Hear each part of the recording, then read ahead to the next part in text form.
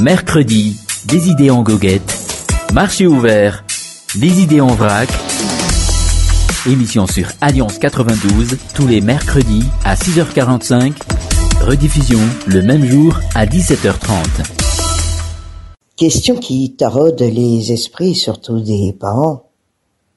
En ce mercredi des idées en goguette, faut-il interdire les voyages organisés au sein des écoles? Sujet méritant réflexion dans un contexte où l'on entend trop souvent ces derniers temps des cas d'accidents de circulation. Puis récemment, un accident de la circulation survenu lors d'une excursion organisée par un établissement scolaire sur la route nationale 1. L'établissement avait décidé d'amener ses élèves pour une sortie en PF lorsque l'accident s'est produit. Du bilan, 3 personnes décédées sur place et plusieurs autres blessés. Ce n'est pas la première fois qu'un tel accident survint et ce ne sera pas la dernière, malheureusement. Tant que le niveau d'irresponsabilité continue de monter en flèche. Il ne faut pas chercher loin pour trouver l'origine de ces accidents, Patricius. C'est une conjugaison des raisons. Il suffit d'abord d'effectuer une investigation auprès des conducteurs dont une grande partie, pas tous certes, n'arrivent pas à se défaire de l'alcool et d'autres produits dopants. Et à cela s'ajoute, l'incivisme et l'intolérance sur la route.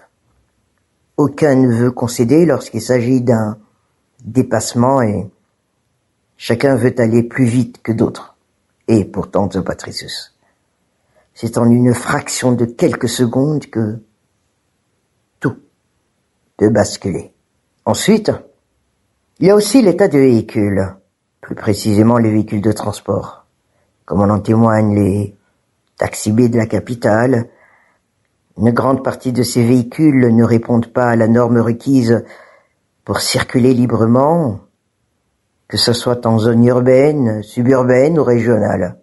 Et malgré cela, ce sont ce genre de voitures que les établissements choisissent pour transporter les élèves. Et là, le risque d'accident n'est plus à démontrer. Il faut aussi considérer l'état des routes dans ce paramètre. En réalité, il est évident qu'une grande partie des routes ne sont nationales que de par leur nom. Une grande partie se trouve dans un état de délabrement total. Il semblerait d'ailleurs que 64% des routes dans le pays sont en très mauvais état, et ce pour manque et absence d'entretien, mais aussi à cause des catastrophes naturelles qui sévissent chaque année.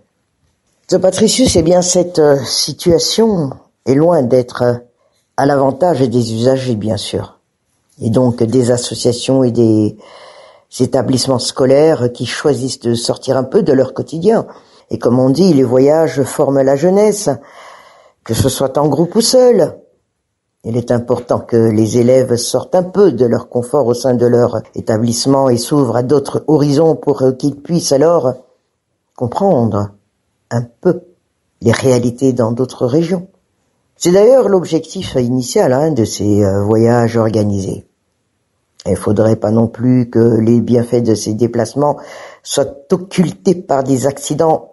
Oui, Patricius, l'irresponsabilité de quelques-uns.